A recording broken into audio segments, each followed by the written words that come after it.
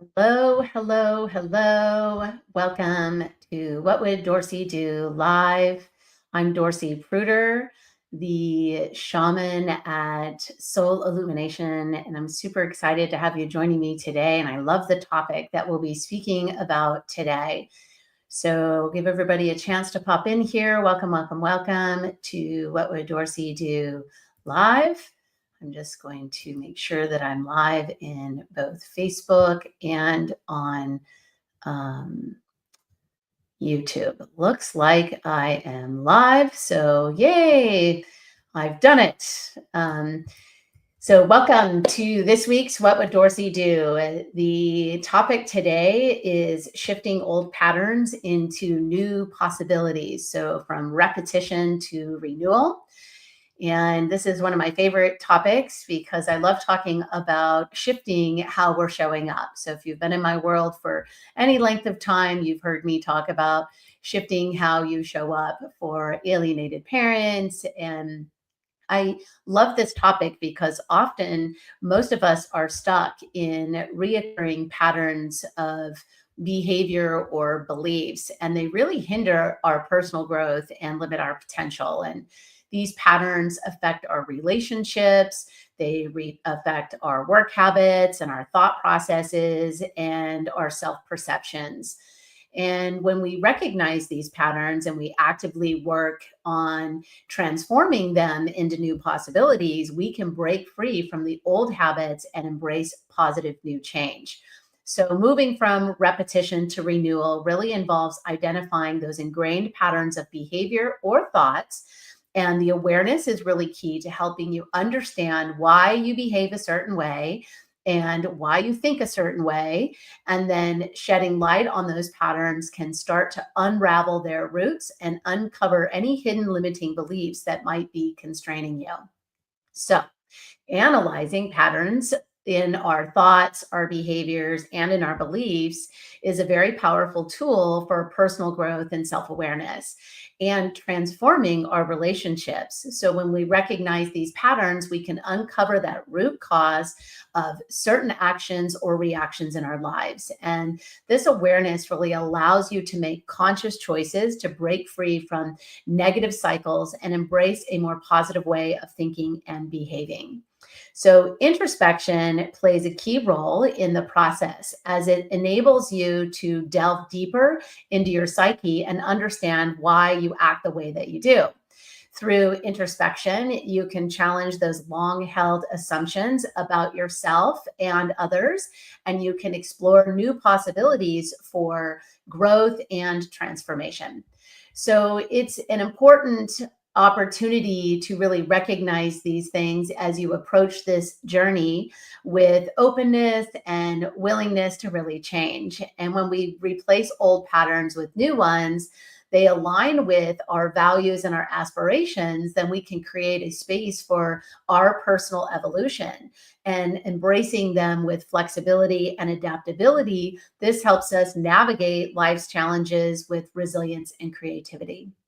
So, as we shed light on our limiting beliefs that hold us stuck or back, this is crucial for unlocking our full potential. And by identifying our hidden barriers, we can actually work towards overcoming them through self reflection, mindset shifts, and really seeking support from people further along in the journey or who understand how to do this work. So, in essence, when we examine our patterns within ourselves, we can embrace change as part of life's journey by challenging our limiting beliefs, and we pave the way for our profound personal growth and fulfillment. So, limiting beliefs are like invisible barriers that really hold us back from reaching our full potential.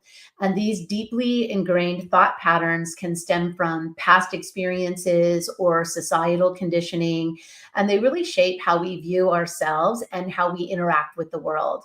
However, when we recognize that these are challenging beliefs or they're holding us stuck, we can actually push forward by challenging them and open the door for our personal empowerment and growth. So, identifying thought patterns is a critical first step. And One way to do this is through introspection, like I've mentioned, taking a moment to really reflect on those current or reoccurring negative thoughts or self doubts that may be holding you back. So, for example, if you're constantly telling yourself you're not good enough for a promotion at work, or you're not good enough to attract the right person in your life, or maybe a belief that your children don't love you if you're an alienated parent watching this. So these could be signs of an underlying limiting belief that is related to self worth. Or maybe you feel stuck in a cycle of alienation as a parent. You're unable to break free from the destructive thought pattern that seems to control your actions and your emotions. You're not alone. Many parents find themselves trapped in this negative thought pattern that really stems from unresolved issues in their own childhood, leading to strained relationships with their children and even their co parent. So, I want to talk about a very common reoccurring thought pattern of blame. This is a common defense mechanism that many people use to cope with difficult situations, especially in relationships. And I want to explore how some of our clients that we've helped reunite really excavate the origins of their alienation story. Blaming the other parent, for example, this is a very common thought pattern that holds alienated parents stuck in the tendency of blaming the other parent with what's going on in the relationship and all of the conflict and the difficulties within the family dynamic. And this can manifest as constantly criticizing or demonizing the other parent, refusing to acknowledge any role that you may have played in creating the tension or misunderstanding. So I want to give you a couple of examples of families that we've worked with, and I've changed their names for anonymity, of course. So we'll call them Sarah and John. And we'll talk about how they have both fallen into patterns of blame in their interactions with their co parent and also with their children. And I want to delve a little bit deeper into how childhood thought patterns influenced their behavior and really kept them stuck in unhealthy cycles. And let's see if you can recognize yourself in one of their stories. So we'll start with Sarah's story. In the case of Sarah, her constant blaming of her ex husband for turning her children against her after the divorce was a common thought pattern that many alienated parents experience. And the pattern can often originate from that unresolved issue of your childhood. But we'll talk about Sarah's childhood and how the feelings of abandonment and rejection by a parental figure, and maybe even feelings of powerlessness or being unlovable, could be an origin of this type of family pattern as an adult. So leading behaviors or these patterns really brought Sarah to seek external help. So she sought our help in helping her overcome this current challenge that she had, or the challenge she had of being alienated. So she grew up with a father who was emotionally distant and critical. And as a child, she internalized the belief that she was not worthy of love or approval. So this deep seated insecurity manifested later in her life when she faced the challenges like her husband's cheating and then the divorce that led to her projecting unconsciously these unresolved emotions into her ex. So as an adult, she was unconsciously replicating this dynamic of perceiving that her ex-husband was the rejecting figure from her childhood, even though the patterns of behavior were playing out in her current situation. So when she blamed him for alienating the children as he was acting that out, she was inadvertently reenacting a familiar pattern of feeling misunderstood and unloved. And he simply acted out in her unconscious story of what she believed she deserved. And they were both acting unconsciously. And so she joined our Reconnect program, and she identified and addressed these thought patterns. And one thing Sarah was doing or was able to engage in was self-reflection and introspection. And it was challenging at first, but she started to journal about her feelings and the experiences around her divorce, and paying close attention to those reoccurring feelings, those themes that were really triggering her that kept coming up. And as she was going through coaching, she eventually discovered her own reoccurring themes from her own childhood. And she was able to heal as she identified her origins of alienation, if you will, in her own family. And again, at first, she didn't understand because she wasn't an alienated child. Her parents were still married. She had a relationship with both of them. However, having the guidance and the healing sessions with me and my team, she was able to excavate the valuable insight into how her traumatic experiences, which she wasn't really able to identify before, were influencing her present experience, her behavior, and her perception of her situation. And understanding how her childhood experience shaped her thought patterns as an adult, that was crucial for her breaking free from the destructive pattern and the cycles that she had been playing out over and over and over again with her ex and with her children. And once she got off the merry-go-round, she stopped the pattern of behavior, she was able to recover her relationship with her children. She recognized that the origins of her beliefs and her behaviors were from her own childhood.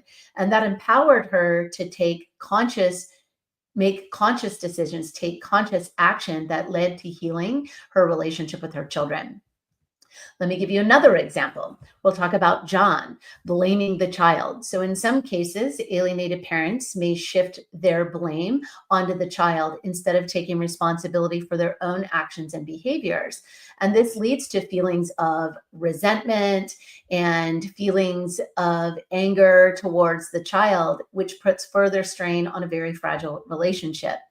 So, as we start to explore the complexities of the parent child relationship, it becomes evident that our past experiences often shape our present behavior and our thought patterns. So, let's talk about John, for example, a father who struggled with feelings of hurt and resentment towards his teenage daughter for not wanting to spend time with him. And this dilemma was traced back to his own childhood experience, where certain dynamics had influenced his current perspective of love and relationships. So, in John's upbringing, he had a very strict parent with very strict expectations and conditional forms of love, where he learned that affection and validation were contingent upon meeting certain criteria and confronting to specific behaviors. And so these early lessons were instilled in him the belief that love must be earned through compliance rather than feeling of being able to give love freely without any strings attached. So, as a result, when John perceived his daughter's desires for independence as rejection or ingratitude, she was ungrateful, he unknowingly projected his past conditioning onto their relationship dynamic. And his unconscious thought pattern led him to interpret her actions through a lens colored by his own childhood wounds and insecurities. So, identifying this underlying thought pattern, he started to unravel its impact on his interactions with his daughter. And he was in and out of unsuccessful reunification. And now I'm not saying that his co-parent or the co-parent in either one of these cases weren't participating in alienating behavior. What I am saying, however, is that when you, the targeted parent, shift how you're showing up and you do the excavation and the healing work, you can unravel how you're contributing and the impact that it's having on your relationship. And then one crucial step John took in his self-reflection was he examined his belief about love, autonomy, and parental expectations and how they were rooted in his upbringing.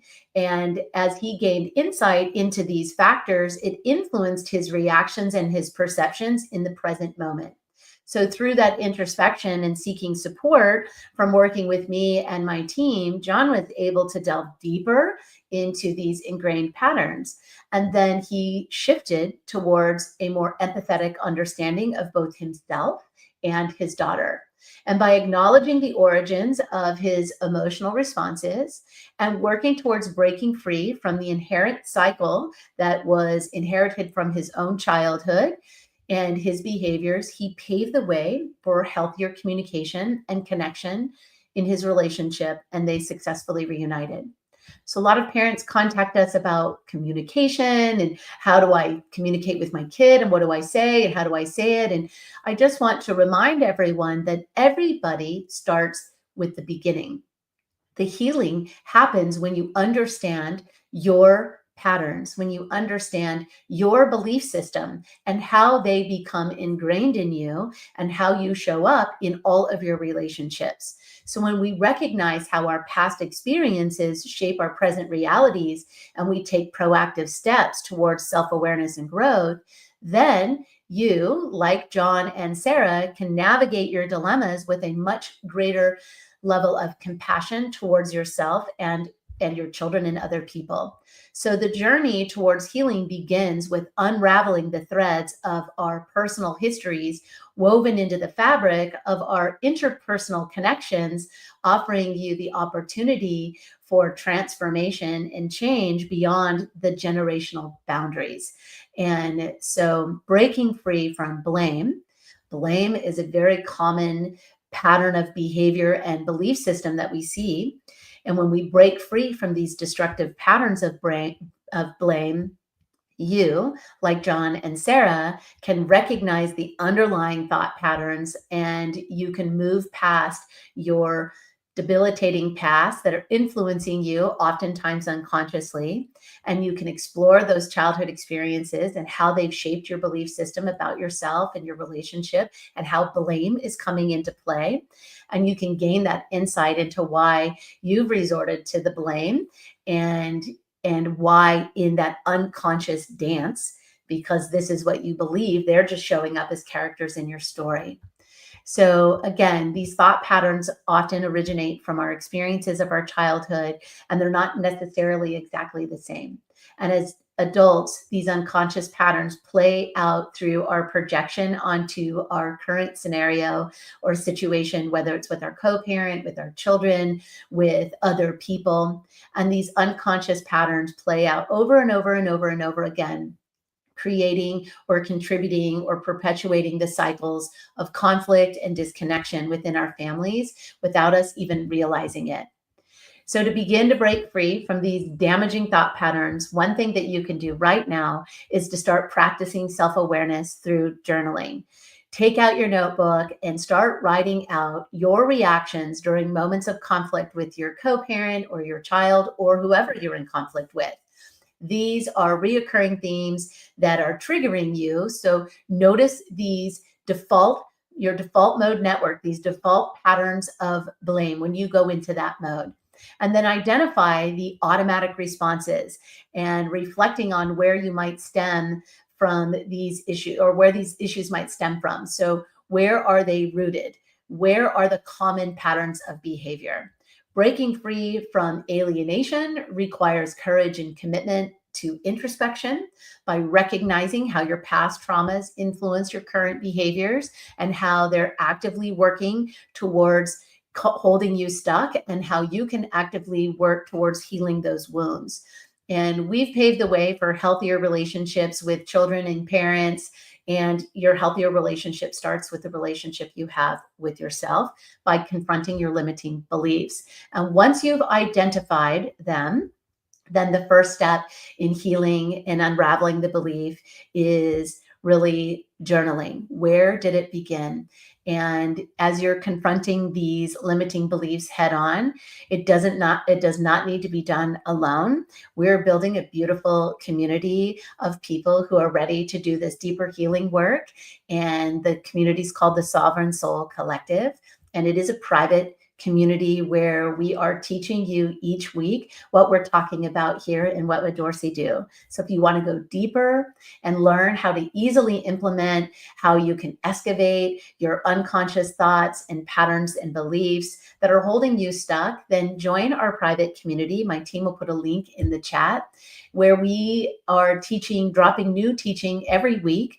And once a month, we offer a live group coaching call that's led by me and my team, where we go through the content every month, our monthly content, and I'll be answering any of your most pressing questions about the healing process. And we guide you through this deeper self-healing techniques and really aiming to unravel the root causes behind these debilitating thought patterns. So we shine the light on them, we challenge their validity, and we help you begin to break free from their grip.